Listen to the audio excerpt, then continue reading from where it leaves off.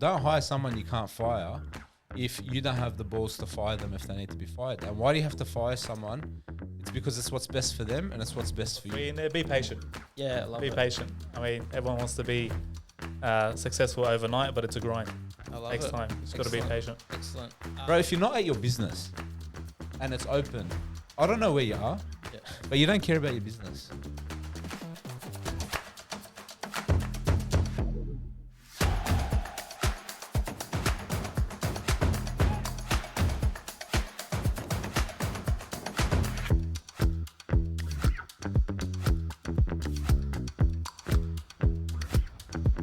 Hey, small business owners, welcome back to the Lat Chat and another episode. Today we've got a very special guest, someone who I've been trying to get on the podcast for a while. No, it's not Tufi Kadad. It is John, your younger brother. Yes. And the run so of the family. that's and so we've got Big me. No, let's scrub that. No. He's not. He's the hero of the family. I feel like I'm caught between some brotherly. I love you, so I'm just going to chime on in. So, we got Michael Saade, CA nowadays. And so the winner, the two-time winner, just so you know, Latitude Accountants was fortunate enough to go to some accounting awards, the biggest industry body in the accounting awards. It's called Accountants Daily. Michael likes to call it the Daily M's, if you're a rugby league fan. And Michael was fortunate enough to win 2 awards. Rising Star and then the Accountants Daily M Excellence Award. So we thought we'd bring him on the podcast. He's earned his place here and he's crushing it in the accounting space. So Mick, thanks for coming on, mate. Thank you very much. Thanks for having me. But don't get too comfortable because you can't afford me. I'm a 2-time winner. So this is not too comfortable here. We haven't agreed any prices or anything. So we'll see. I didn't know this was a pay rise negotiation. The guy walks in, the first line of the podcast, he's talking about his pay. Bro, you're the only brother that makes his brother pay annual leave, long service leave, public holidays. You've been on a podcast for 2 seconds, you're hitting me up for more money. That's the best. Speaking of long service leave, Michael, you've been at Latitude Accountants for, is it 9 or 10 years now? No, this is the 10th year now. Okay, 10th so year. Haven't finished 10 yet. John's been sweating. Tufik especially has been sweating bullets. Considering your long service. Apparently, long service does apply. This is the to trick. family This as is what well. you got to do. You got to find the reason to fire them before they hit 10 years. All right. So I've got a big like a black book of all the things that Michael's ever done wrong. Fantastic. 9 years, 11 months. I pull it out. I go, listen, bro. Yeah. I know we're family, this and that, but remember you said that inappropriate thing. You're fired, so I don't have to pay your long service leave. And now we've got it live on the podcast. So that's any mishaps here, it's 9. What are you 9 gonna do? months. Go cry to mum and dad that I fired you? It's never too late. Maybe I'll.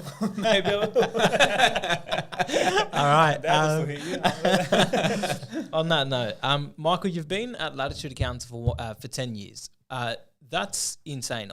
We are in a marketplace right now where a lot of business owners are saying, I can get someone in, but then after a year, I train them up, I invest so much into them, and then they leave. The younger generation, it's very hard to keep their attention span on for that long and develop them and just give them enough patience. Because like John always says, accounting is a 10-year minimum, 10-year run. How do you stay loyal? What kept you here? Why haven't we gotten rid of you? Or what has kept you engaged at an accounting business for 10 years? It's a bunch of reasons. But firstly, now you can't get rid of me because firstly, I won 2 medals. You can't get rid of the best you have. The Dahlia medals. That's fine. Your club at its peak. You can't get rid of me. That's acceptable. What's kept me here? It's changed. That's changed. That's changed over the years as I've gone in. So I started out. I was 17. What did I know? I knew nothing. Yeah. Who knows what they want to do when they're 17? No one. I went to uni, started doing business degree just because I was good at some business subjects at school. It wasn't really because I had any idea of what I wanted to do. I was actually started out doing finance. Finance was my major and my degree. And then John hijacked it. He came to me, he goes, why don't you come do accounting, come work with me, see if you like it. That's subtle. I tricked you. Yeah. The old see if you like it for 10 years. Yeah. He hit me with the see if you like it. And I was like, oh, what a nice brother. He's not trying to trap me in here forever. I'll see if I'll dabble in it. So now that's how it started. So I started working a couple of days a week. And while doing uni, and then after a couple months in it, he goes, why don't why don't you just change your major to accounting? Why are you doing finance? You make me sound so sneaky. It's like, yeah, why don't you just change it to accounting from finance? I'm like, oh, you know what? I like, accounting's not so bad. Yeah. Well, what am I doing? Opening mail, getting coffees for people. I can get used to this. I could do 10 years with this. They're giving me money for getting coffee for people. I mean, this is a good job. So, that's how it started. That's how I started on accounting. So, initially, it was for the first few years, it's like, I'm grateful for the opportunity. It's giving me a job, teaching me things, teaching me how to be an accountant, giving me some direction because I had no idea what I wanted to do. Just to say, when I think you actually transitioned from coffees to real accounting, cousin Johnny Manor, shout out to Johnny Manor, called because apparently I poached you from Johnny Manor at the time. Right. I was doing some trade work on fencing. He was working in the fencing game, and I thought, no, this guy's going to get a degree and learn how to be an accountant. So I tricked him into it. And then about 2 months in, Johnny Manor calls me and he goes, oh, listen, man, like one of my boys that fell through today, do you reckon Mick can come and fill in for him? And I thought, no, man, like, you don't understand. Like, I need Mick. Like, Mick's working with me today. I said to him, "No, you can't." And then Johnny goes, "That's when I realised Mick was actually valuable and important." That's when it. I said that he can't leave his work to go do fencing. That's when I graduated from a helping hand for all the family and the cousins to real accountant. Oh, maybe I actually have a job now. There you I'm go. an accountant now. Yeah. So that was for the first few years learning. And once I got there, sort of understood, then what kept me around was, well, I'm here, I'm doing accounting, learnt the basics, getting into it.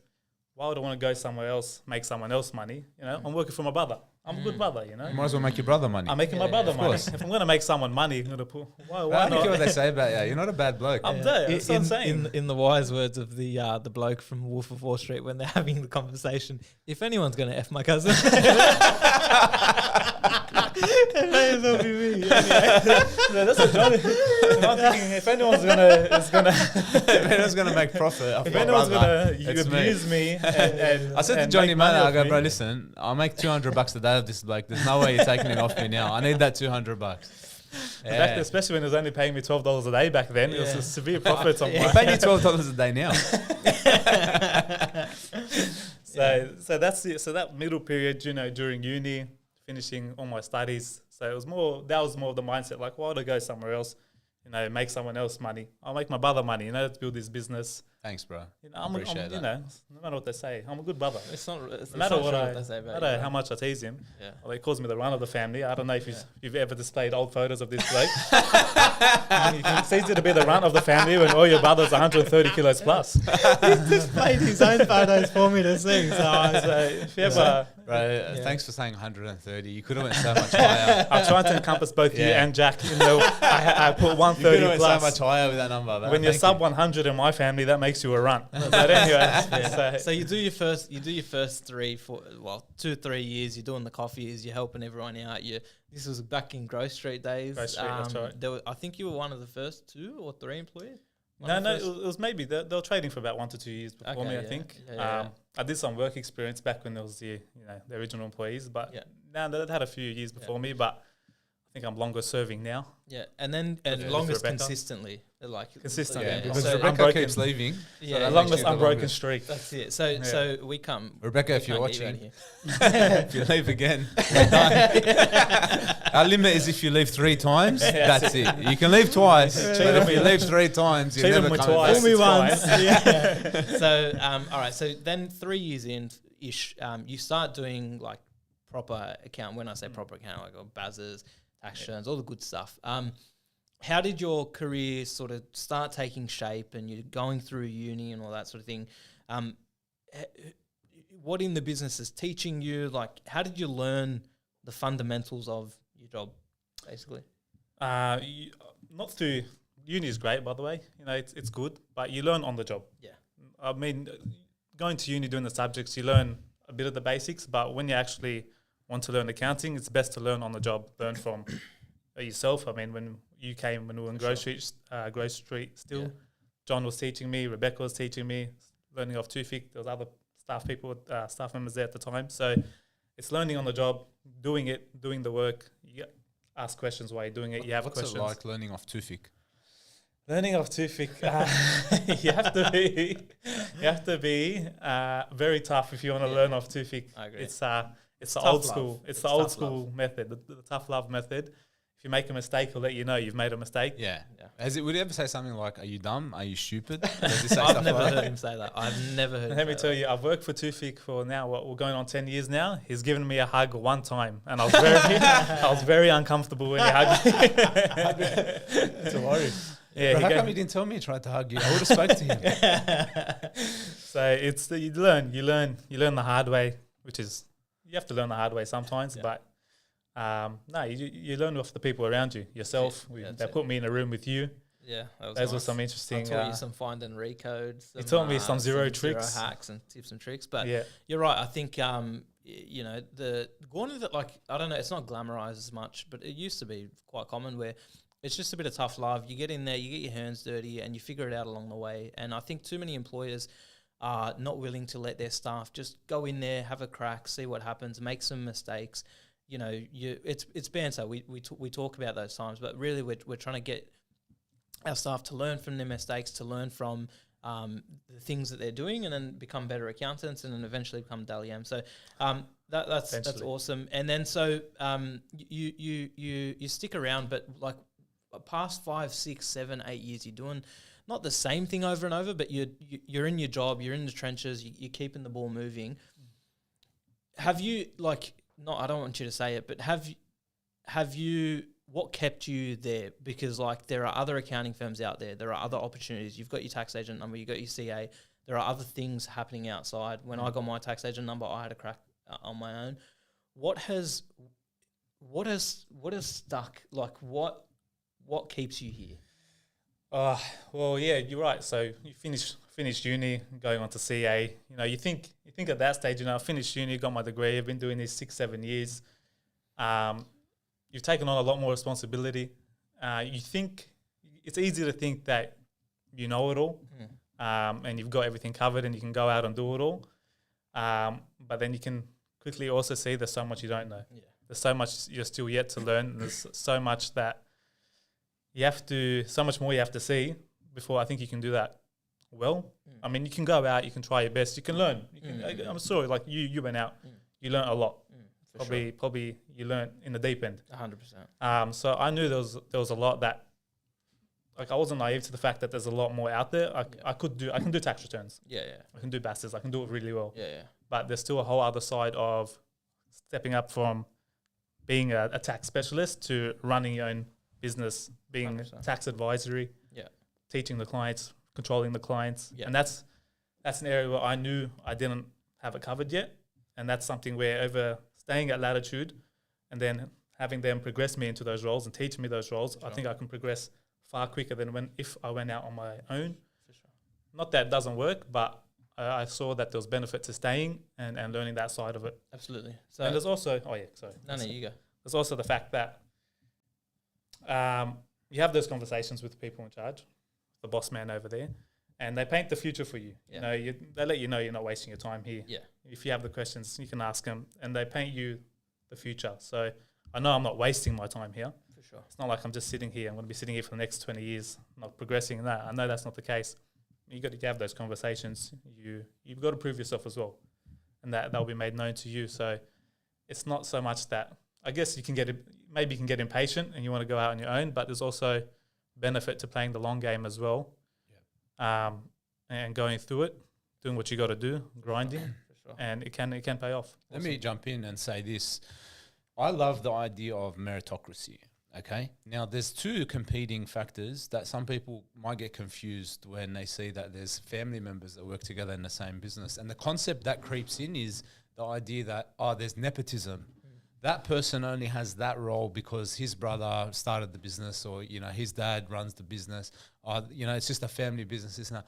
Let me tell you, there's zero nepotism that goes on at Latitude Accountants, and it is a 100% meritocracy. The only reason we invest in people at Latitude Accountants is because we see that they've got the potential and the drive and the desire to progress their career. When Michael comes in, I see drive, consistency, wanting to work hard. That's the reason why he wins those awards. That's why he leads like all his peers and they come to him for advices. It's because he's the guy that gets in, works hard, pays attention to detail, gets the jobs out, and he's basically leading the way amongst his peers. if you build businesses, and I don't care if you have 71 siblings and every single one of them's in the business, if they're there because they're working hard and they're leading the way and they're being rewarded for their merit and for what they're bringing to the table, that's a beautiful system. Someone shouldn't be excluded from the table or an opportunity because of their relationship, but they shouldn't be elevated above peers or other alternatives because of that relationship as well. So it's a credit to Mick actually, and Danielle, who works in the business, who's my sister, and I like, there's a lot of friends and people around that are involved, is that no one in the business stands on the fact that, I can do what I want. My brother started this place, or my brother's a client director, or my sister's this or that. It's that they keep turning up with the same energy and effort and work just as hard or harder than people around them. Absolutely. And to some degree, I even think like... But don't hire someone you can't fire if you don't have the balls to fire them if they need to be fired. And why do you have to fire someone? It's because it's what's best for them and it's what's best for you. Yeah. I would never sit there and watch someone in my business who's not performing well, not happy, not contributing, bringing everyone else down around them and say, I can't fire him. That's my brother, or that's my dad. I'm sorry.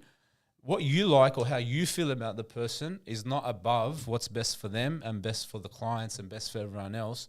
You have to put your foot down and be a leader and make the sacrifice and make the hard decisions. So when I bring someone like Michael into the business, from day one, there's never a false understanding where like, you can this is a free ride for you, or I'm going to milk it because you're my brother. It's like, no, man, turn up like everyone else and I'll reward you like everyone else. Just be the best. You want to take over this place, or you want to become a client director one day or whatever, like everyone else, you do the same thing and you'll get what's coming to you, and you'll be a fair leader and a boss and someone people want to work for if they see that that's how you approach them.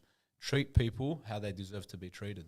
100%. That being said, John brought me in earlier, fired me. Today's my last day. It's been fun. I just came to let everyone know. This is actually not being recorded. Me and Jacob just brought you in to tell you that now that you're the daily M of accounting, we can't afford to keep you. And I understand. We're just trying to build you up. So the next place. It's been a good run. They can't give me that long service leave. They have to kick me out the door right now. It's too much money. So a lot of the answers then around vision, building.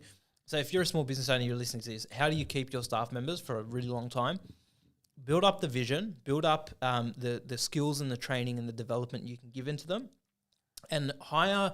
I actually find what works as well is hire people. The more you hire in pairs, and the more you hire two people for every role, and one person is far further along their journey, they can learn from each other. So, for example, when you started, Tufik and John were 5, 6, 10, maybe 10 years ahead of your journey. So you always had someone to engage with and follow their path and learn from. So setting a vision, having the longer term people there around you.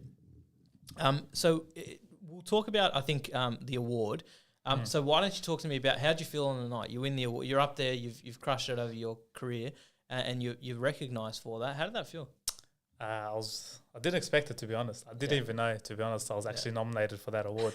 Yeah, that's actually right. They didn't publish that you were nominated. No, it was very late. So I thought I was nominated for one, accountant under 30, best accountant under 30. You weren't only nominated, you were finalist. I was finalist. I was finalist for that one, which I didn't win. Yeah. And then only knew like a day before, I'm also finalist for the Rising Star. That's right.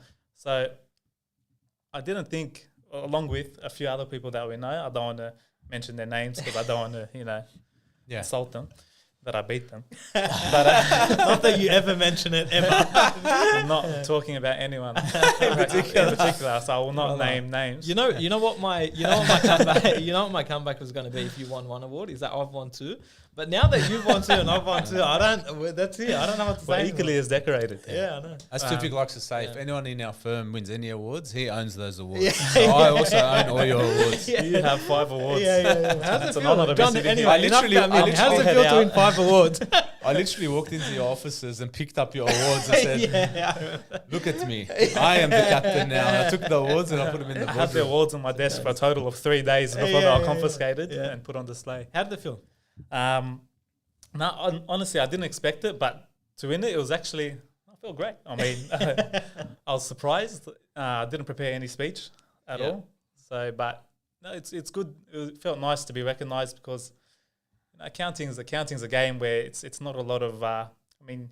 you tell people how much tax I have to pay, they're usually not happy with you. It's not a lot of, I have to pay $50,000 in tax. Thank you so much. You know, it's sometimes it can be a hard place to work in. There's not a lot of thanks going around when we're the bearer of bad news. Yeah, that's true. So, you know, it's nice to be recognized and celebrate that as well. And then to win that one, which is great. And then I had no idea that winning that one made you eligible to win the top medal, the Dally M, the Dally M medal of the evening. So they had me up there with people who'd written books and CFOs, and I was sitting on the table next to this guy.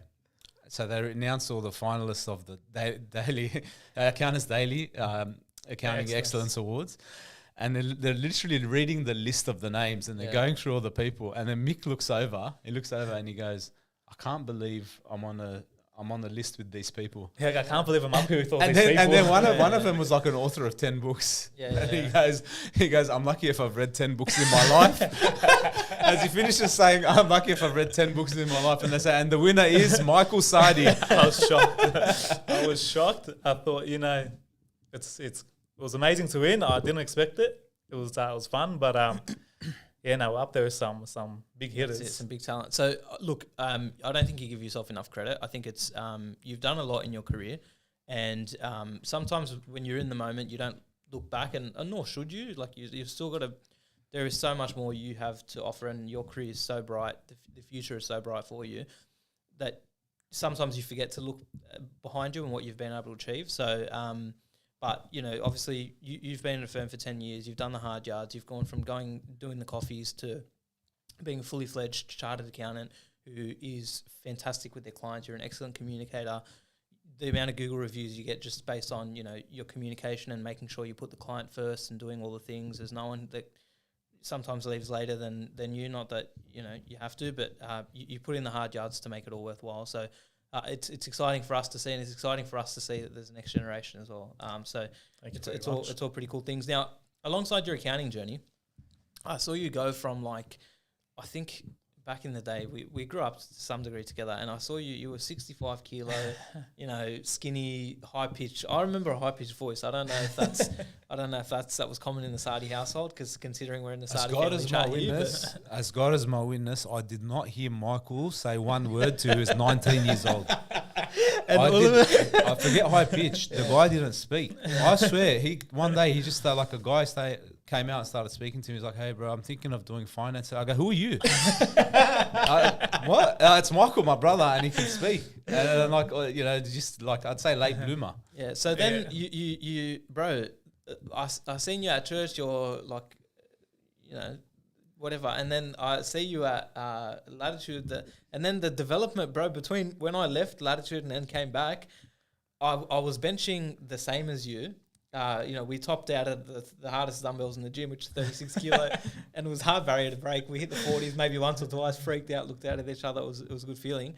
All of a sudden, bro, you're jacked, you're good looking, you're a young, handsome chap, you're an eligible bachelor. How did you take yourself from being a boy to a man who, you know, has built a career for himself, is in the gym, is in shape, he's committed, he's dedicated, he's building something? What's the pivotal moment there? Steroids is a hell of a drug, Jake. Are you the liver king? Or? No steroids. No steroids yet. No. Well, since I was pretty much probably like 14, 15, we had the home gym set up. So I actually started footy training every Tuesday, Thursday when we were young for about 10 years up to I was 15, stopped playing footy. Then started I was always training, doing home workouts, you know, go to school, after school, do my home workout, do my homework. And then, like, I used to work at Kmart. Back my second job was at Kmart. So I was very, very, like, regimented. School, workout, homework, jump on the bus to go do my 8:30 to midnight shift at Kmart. You know, that was in year 12. So I always trained every day.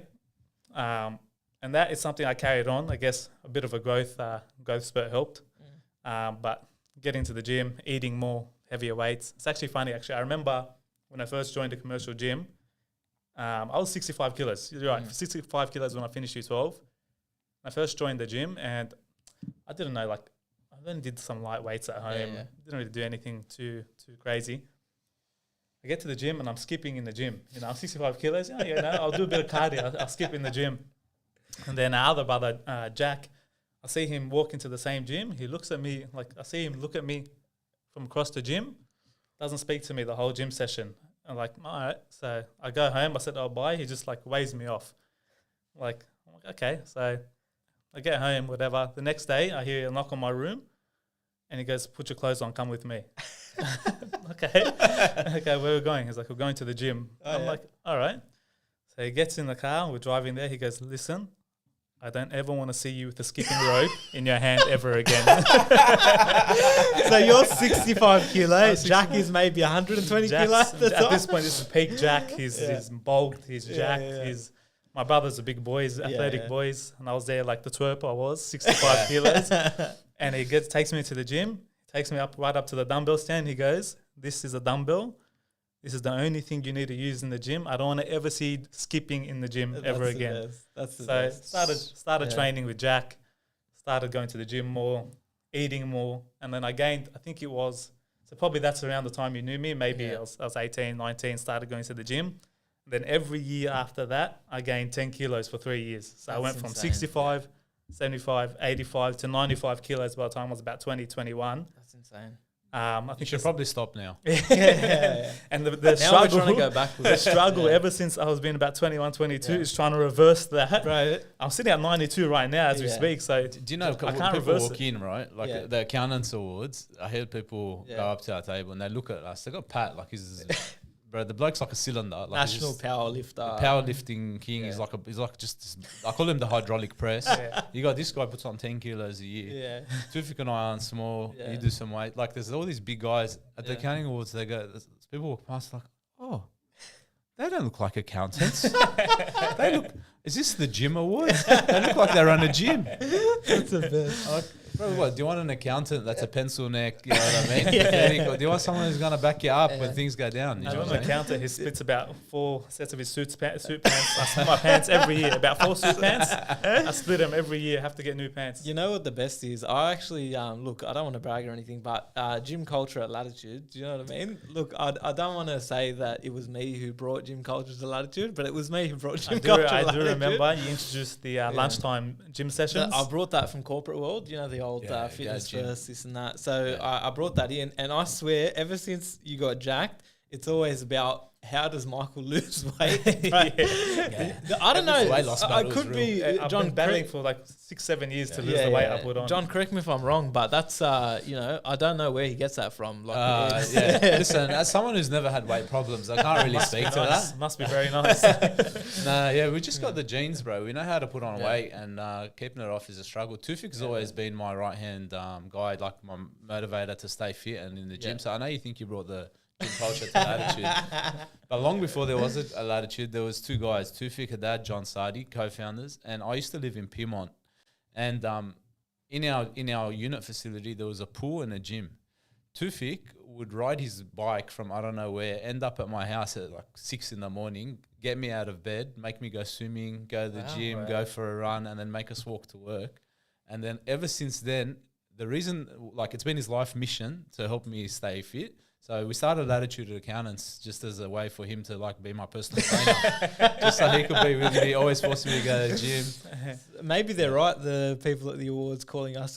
Maybe we are a gym disguise. But it's because he's so honest. Tufik's so honest. Like, he will never look at you and say,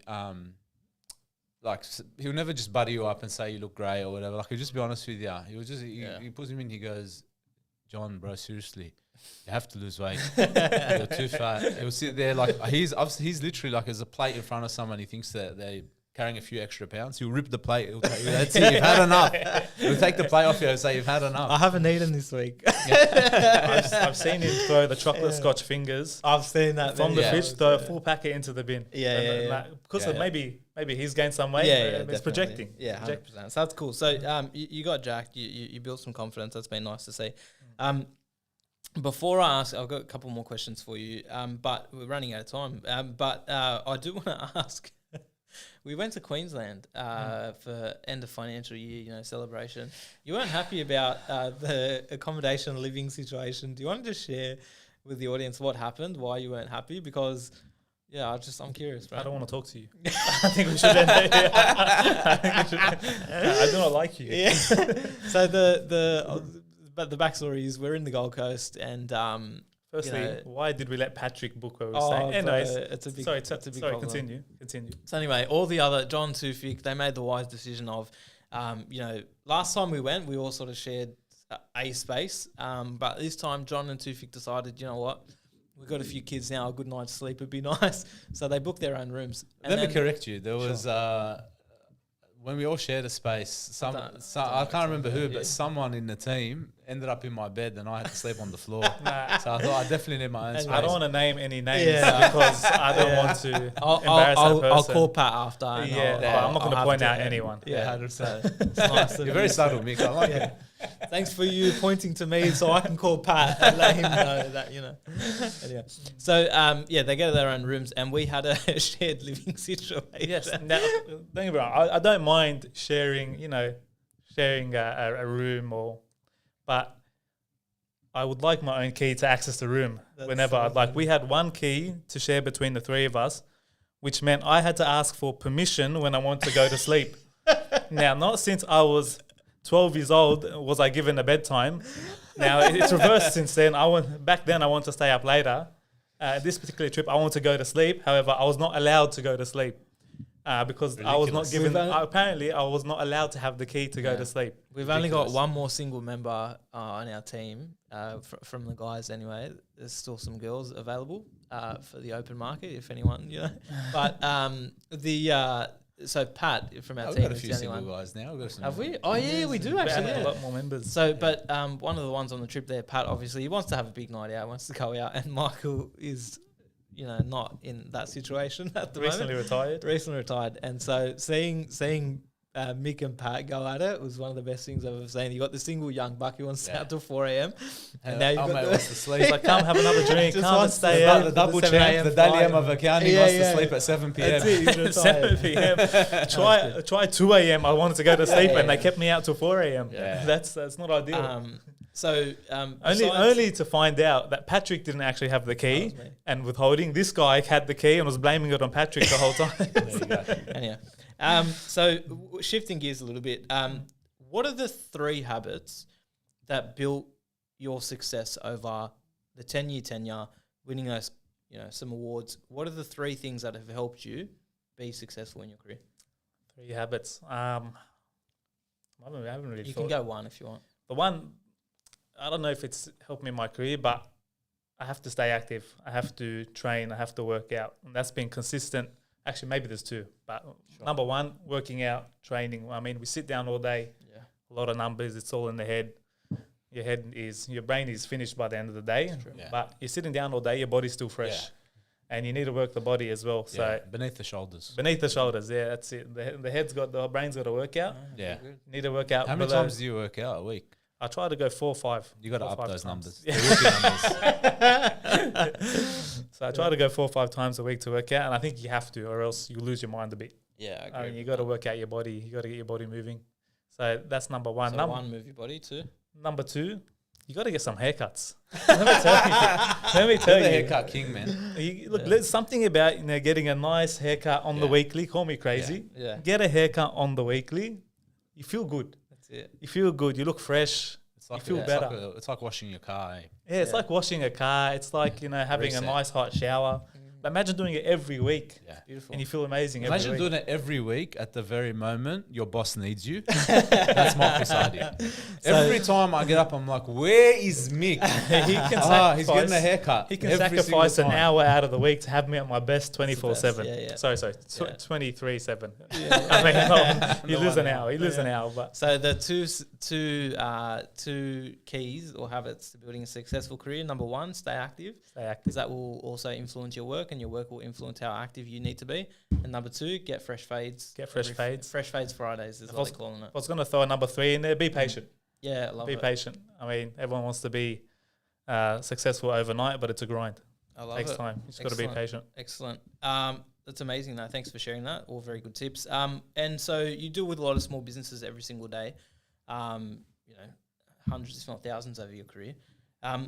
What's the difference between a client who is on top of their numbers, and is really growing a good, successful business, what are the financial habits that those clients do, that the clients who really struggle with their financial habits or financial situation, what's the difference? When you have good financial habits in place, what...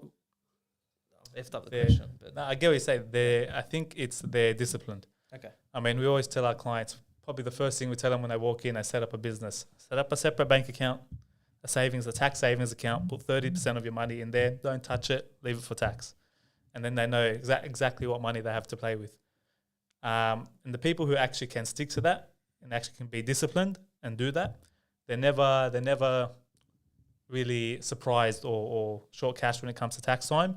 They know what funds they have access to. They know what they're able to do, and they're not dipping in when they shouldn't. That's great. And then when it comes to tax time, they never drown in their tax. They know the numbers. They know what they have. They never drown.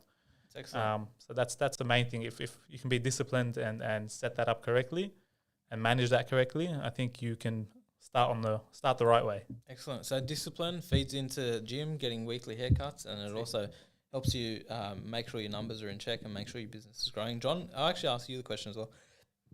A business that's financially thriving versus a business that's struggling, what's the key difference that you see in small businesses? Look, some people just want to put the cart before the horse. If you're in business and you haven't actually set up the systems to run a profitable enterprise before you start spending, splurging, you're going to crush your business. You're going to become a start. You're going to go into liquidation. I've got no problems, but you're going to lose your business. People come to me, they want to expand too quick. They want to hire too fast. They want to up their wages too much. They want to pull money out. Get a business model that's profitable first. And when it's profitable and there's excess, you take the excess, you reinvest, you grow, all right? And then you can actually grow a big, successful, thriving business. People are so attached to the image of what their business is, okay? They want to have a presence. They want to be seen for success, but they don't have the runs on the board. Stop kidding yourself. If you don't have the runs on the board, go work on the business, work on the model again, and make sure that revenue is higher than expenses, and then there's profit on the bottom line. You have a profitable business now. Then you've earned the right to brag about how good your business is, to hire staff, to get a second location, to buy a nice car, to go buy a nice house. Don't do all the things you want to do that follow success just to pretend you have success as a faker, because you're just faking everyone. You're tricking everyone, trying to say, look how successful I am, when really your business is rubbish. Make your business good. It's as simple as that. Good business will make profit, okay? And profit will then let you do all the other things. Absolutely. It's a great answer. And the amount of times I see cash flow problems or cash flow, everyone thinks they have cash flow problems. Everyone thinks they have cash flow problems. Most, they obviously do because there's no money in the bank and they fill in. So they say, I have cash flow problems, but really often it's not cash flow problems, it's you're not profitable problems. And so if there's no profit, there is going to be no excess cash that's left in the bank. So I've got a cash flow ebook, I might plug it here, but literally the first step of understanding your cash flow, making sure you have good cash flow, is making sure you're profitable, because that goes a long way. And a lot of people go and set up businesses and don't really understand their numbers, and so it's easy to not be profitable when you don't fully understand your numbers and you're just getting into it because you thought it'd be a good idea and you're solving a problem. You may very well be, but understanding your numbers and making sure you're ahead is very important instead of just buying into the image. So we're going to shift gears a bit. John, I want to tap into your week a little bit. I think it's been busy. We've been all hands on deck. We're really starting to hit our straps around tax time. But you've had an interesting week. So couple of things. You go on SEN. So SEN's a new campaign. We're running at the moment, and you went on radio, national radio. How'd that feel, mate? How's that? Latitude Accountants is a fast-growing firm of 2024. That's right. We got awarded fast-growing firm. When you're actually growing fast, everything is happening at 1,000,000 miles an hour. Okay, you got new clients rushing in the door. You're signing new proposals. You are now appearing everywhere on social media. You're doing more promotion and marketing. You're doing radio. You're getting new employees in. So it's a bit of a whirlwind. Like if I look back at my last week, I've done 30 different things, like every day from, 8 in the morning till 7 p.m. at night. It's just booked out half an hour increments. I feel like I've done 1,000 things. One of the things I actually enjoyed in my week was going to see how they do things on radio, because, you know, that's, what do they call it? Mainstream, conventional, you know, broadcasting media, whatever it is. That's sort of our generation a little bit. That's more foreign to us than doing a podcast or doing a social media. Like, you know, we're sort of more used to that than the conventional thing. So you go in, I get out of the lifts. The first thing that shocked me when I got to the radio station was that you come out of the lifts and then there's glass screens and they're live on air right there. And there was no security. And I thought, look at me here, Lebo, just turning up. The kid from Bankstown rocks up. Like, because, you know, I think because it's in North Sydney, and they don't realise that it's not far from Western Sydney. Yeah. You can just jump in the car and you can just turn up there, Miller Street, North Sydney, go up to level 1, and there's guys just there live on air. I'm like, I could have jumped in, I could have taken out the whole studio, but anyway, I got greeted by a guy, and this is actually something that was amazing. Evan from high school, who I haven't seen from high school, came up and he's like, "Hey, how you going? Welcome to SEN." I'm like, "Evan?" I'm like, "Do you remember me from school?" And like, we made the connection. I haven't seen him like 20, 24 years. He was a few grades older than me, and he's working at the radio station. You know what that made me think? When you stick in a city for long enough, okay, the city gets really small. Yeah. So I've been in Sydney my whole life. So many people want to jump, you know, try a different city, go different country, try a different career. My biggest strengths and the ways I've found success is by just being in the same old place, in the same old industry, with the same old company, with the same old people, doing the same thing over and over and over again. And then when you do that, you just dominate, right? So I'm now turning up to places, even new places. You go in, it's inevitable. I've been in Sydney my whole life. I'm going to know people that work there. Yeah. I jump on the radio with a guy who's the host of the radio show, Jimmy Smith. He knows, you know, like Timmy Manor, who we grew up with or whatever, and they work together. Every time I'm signing a new client, if they're, you know, local or Sydney based, you know someone they know. So it's like effort on effort, and 1%ers, we are expanding the brand and the business because there is a familiarity as well with who we are, the people we know, the work we do. So SEN for me, it was like it was good to see how professional they are, like seeing what like a professional marketing, you know, establishment is like, where they got, you know, everything set up, cameras, you know, audio, the headphones. Everyone's got a job to do. You know, they all got the radio voices. Like you get so used to podcast voices. It's like everyone just sounds normal. Yeah. Then you go on and you got like the radio voice. Like they picked this guy out from somewhere just to be a radio host. Yeah. You know, a really strong voice, and like it's a well-oiled machine, and there's a lot to learn from it. I enjoyed it. I want to do more of it. But yeah, the takeaway from me was like, you know what, Sydney's not that big, and I'm so glad that I've stuck it out in a hard city. Yeah. You know, if you can make it in Sydney, you can make it anywhere. We're sticking Completely it out in a hard city. We're dominating in a hard city. So, you know, that's cool. And then so I have that two things on that. Sabri Subi talks about compounding effect in career. We always talk about compounding effect of like interest and financial products and things like that, but it works in every way of life. Business is a long game, and your career is a long game, and sometimes we treat it too much like a sprint. Okay, I just got to get through this year. I'm going to hit this. I'm going to do this and that. But you've really got to take care of yourself. Onto your point, Mick, of taking care of your body, making sure. Because you want to be around for a long game, and all these 1% efforts every single day that you put in, you're going to reap these rewards at the middle to back end of your career, because that's when the tipping point sort of happens. So it's nice to see that, you know, all the little 1%, all the handshakes you've done, all the networking, all that sort of stuff is really starting to find your feet in the city and make connections, and that's really cool. I like to. You got to be able to outwork anyone. And I feel like my story is more a work story than a natural talent story. And I think if you learn to think long term, you're gonna, no matter what business you're in, you're gonna actually learn. You're gonna be successful. Just don't think so short term. For sure. And like I said on my earlier point, if you're out there trying to push this image of how great you are and you're actually pathetic and you've done nothing, it's because you don't believe in yourself that if you're given enough time and enough effort, you're going to produce the results for real, and then you're going to be able to brag about those results for real. Okay, you're pretending to have an image because you don't believe in yourself that you're going to have the image. All right, go earn it, do it, prove it, and then tell everyone about it. Yeah, and people will respect you. Absolutely. So on the topic of getting out there in the community, so you've been on the radio. You also went out to see one of our clients this week. Yes. How's that? What's that like going to see? I always like the biggest fundamental change in my career. I don't know if you've had this, Mick, but understanding that, yes, these are numbers, but these are real people. These are real assets. These are real things. Like, so John went and saw a client that had machinery, and then Michael's doing the job at the time. So I went over and I was like, oh, show me this machine, show me that. And so you connect the what's happening boots on ground to the actual numbers. And we've, especially as well, Tufik's been talking about this week, in that knowing your client, there is something in that. There is something in seeing the business and seeing the machine and then taking that knowledge back and applying it to what you do. And I think it's probably applicable to any service-based business owner. Understanding your client, getting out to their facility. Tell me about that. How was that?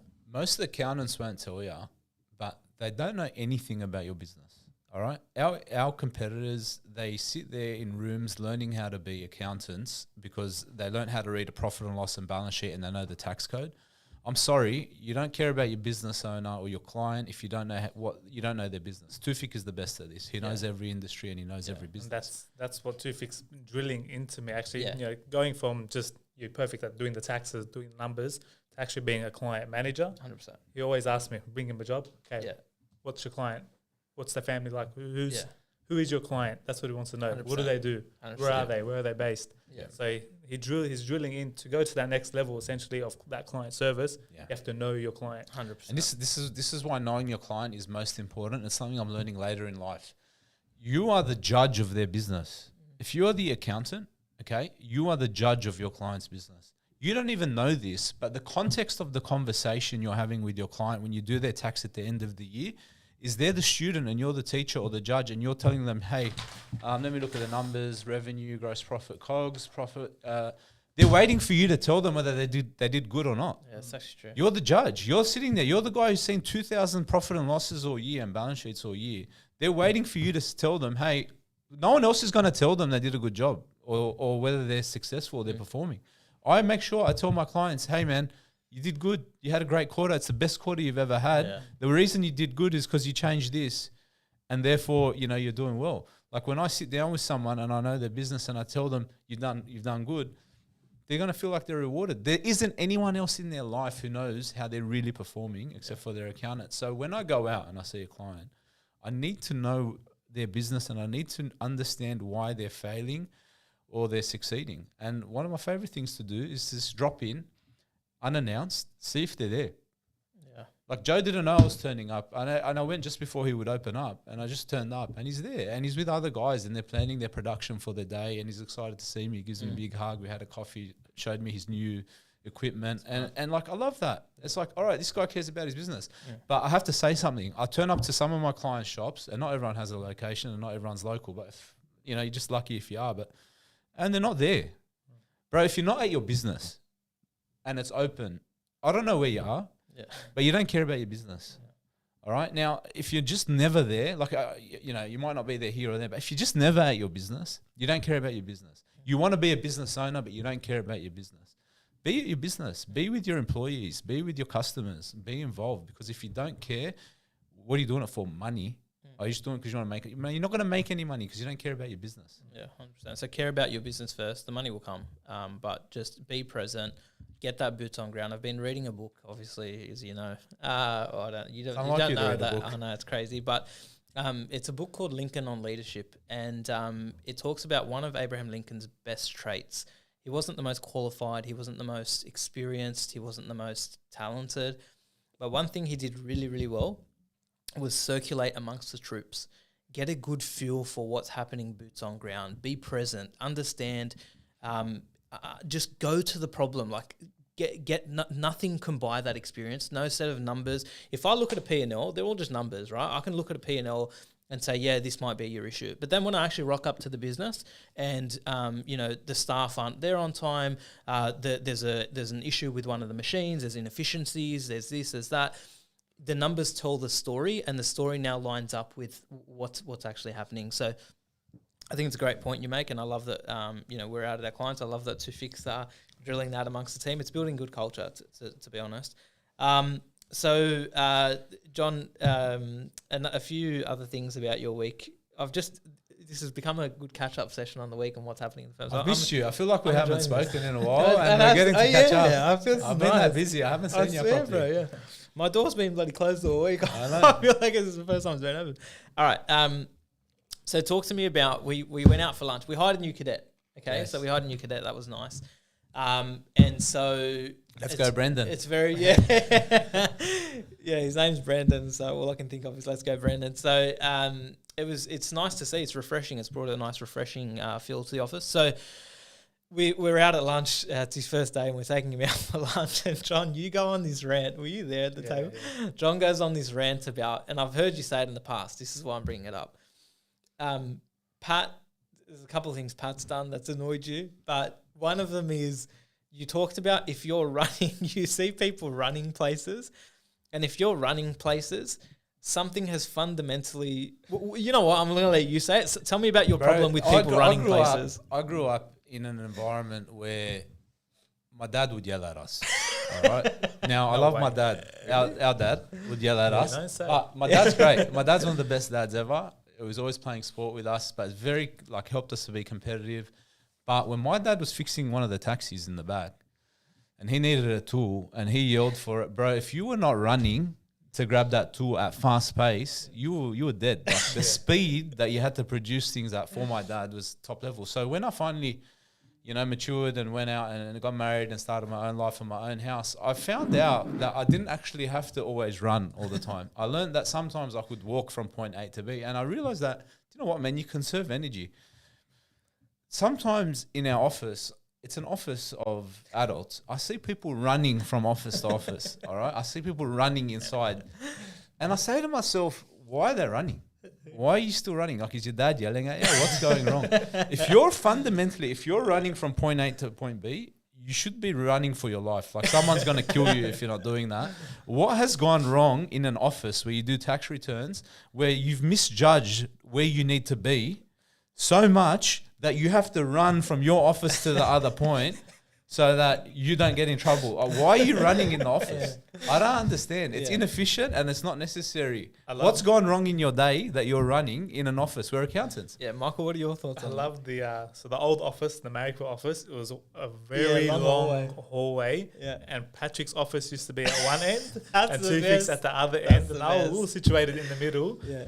So we just see Patrick 100 miles an hour gunning it past the... It's like 50-meter sprint down the hallway to get to Tufek's office. And I'm just thinking, what it could be so urgent as hitting top speed to get to Tufek's office. Why do we always put Tufek and Pat the furthest away from each other in the office? Is there something... I don't know what's happening in there. But I think what would help is if Tufek and Pat sit closer to each other. Bro, it's either we put them closer together or we get speed humps and a sign that says 5 kilometers an hour because they're running to each other's desks, and I don't understand why. I think, John, your passion for efficiency, and organisation, I understand. It's funny, but I understand what you're saying.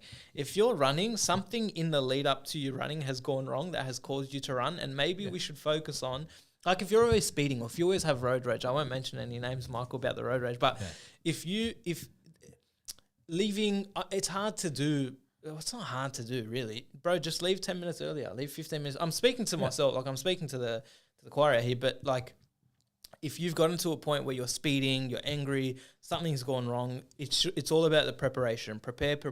Why are you rushing? Like something's gone wrong. There's a mistake there. Like you've stuffed up. Yeah. But listen, if you're running and you catch yourself running, just stop right there, stand still and ask yourself, what have I done wrong for me to have to be running in this point in time? Look behind you. If you're not being chased by a tiger, you've made a mistake. You've stuffed up. There are two situations in which you can run in 2024. Number one is if you're running from a tiger or some sort of animal. Yep. Or the other is if you're in a run club to meet other single eligible people, no problem as well.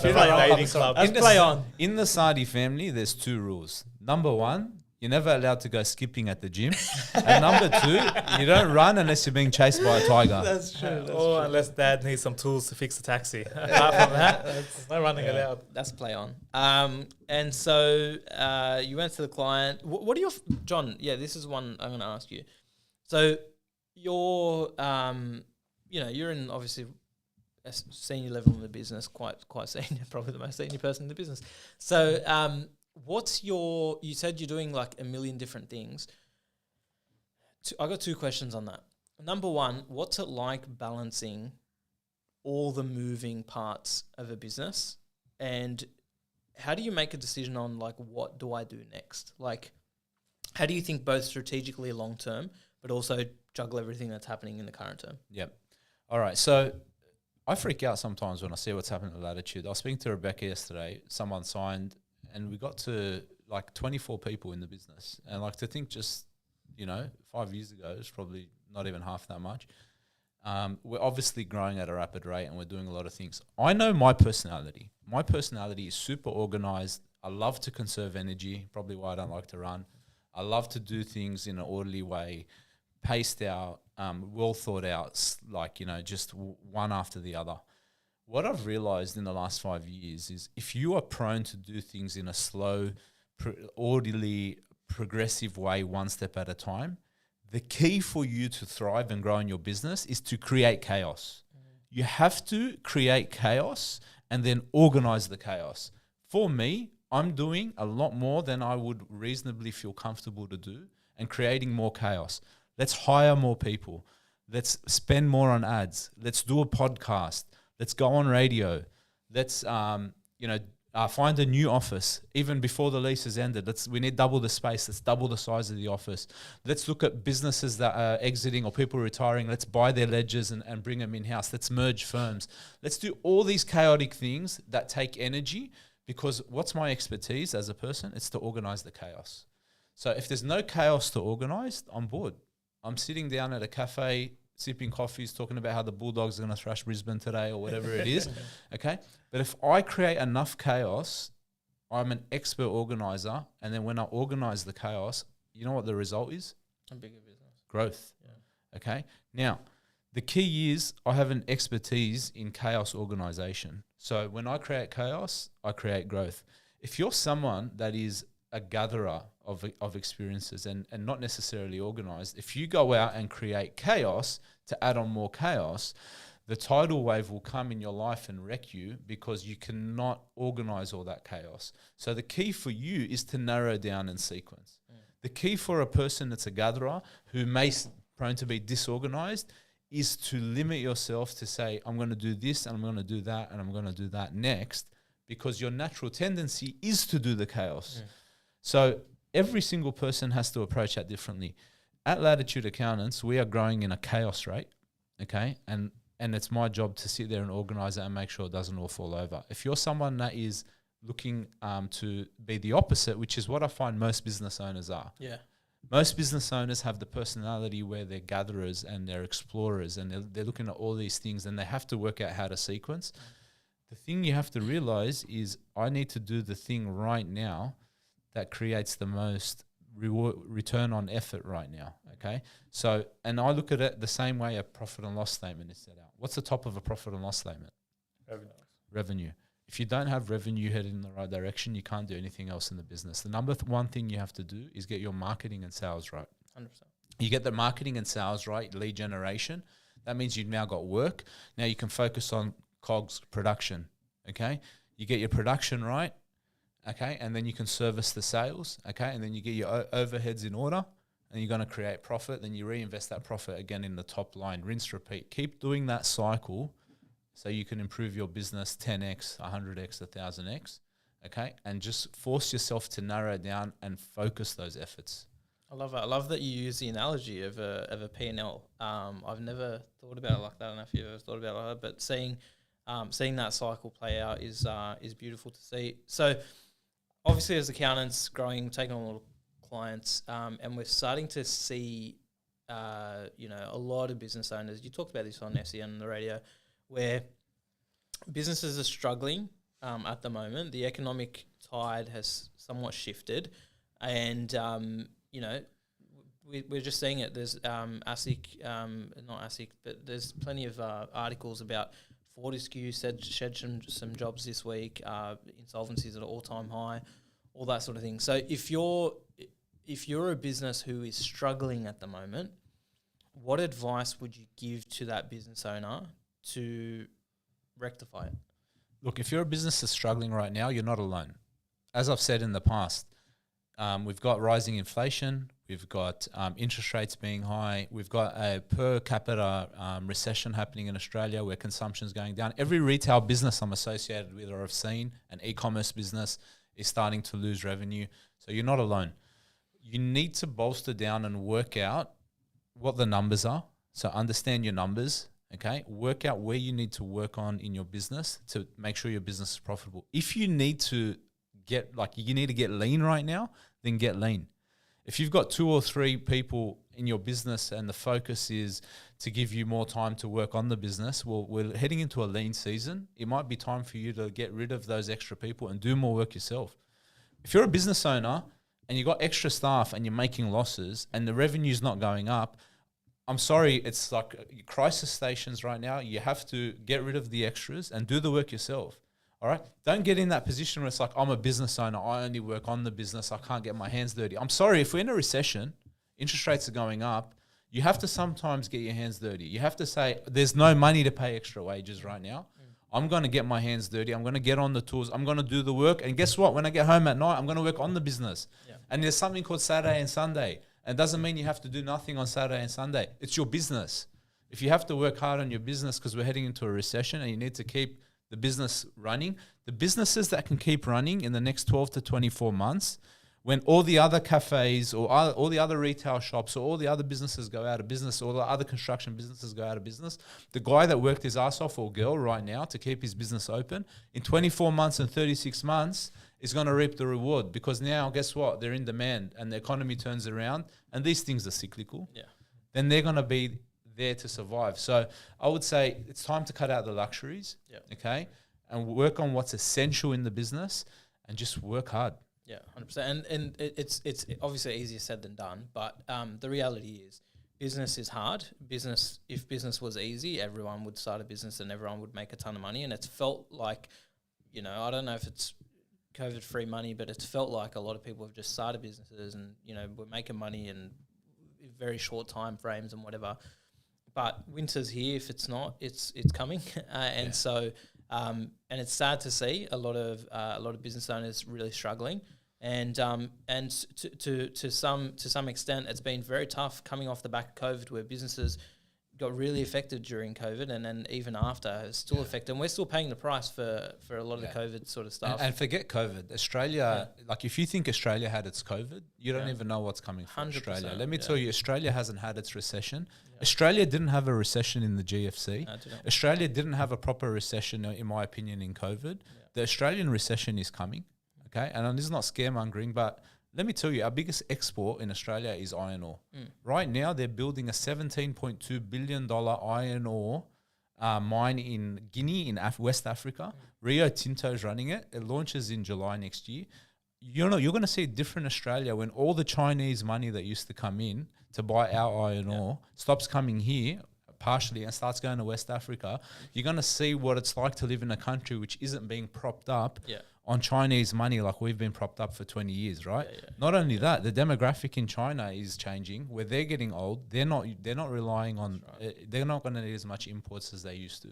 So I think Australia's coming into a winter period, like a real dark, deep winter.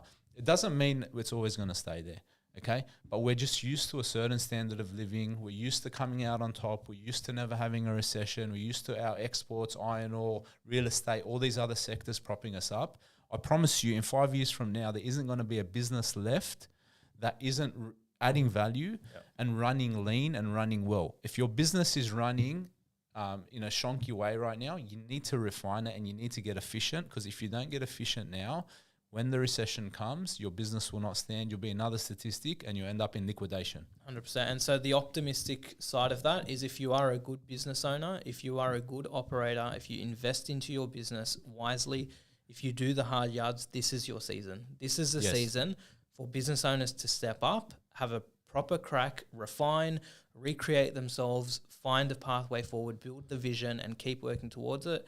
Work like crazy and make sure it happens. This is your season for those business owners. So, on that note, thank you guys for joining me on the pod. We've tried a little bit, something a little bit different today.